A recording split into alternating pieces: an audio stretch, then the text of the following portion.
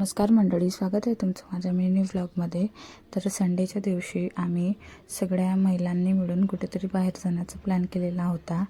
तर त्यासाठीच आम्ही सकाळी लवकर उठून रेडी झालो आणि आम्ही आमच्या मंदिराजवळ येऊन जमा झालो आणि त्यानंतर आम्ही आमच्या गाडीची पूजा वगैरे केली आणि आमचा समोरचा प्रवास सुरू झाला.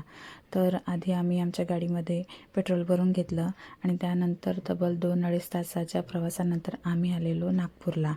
तर नागपूरला पोचल्यानंतर सगळ्यात आधी आम्ही टेकडीचा गणपती बघितला.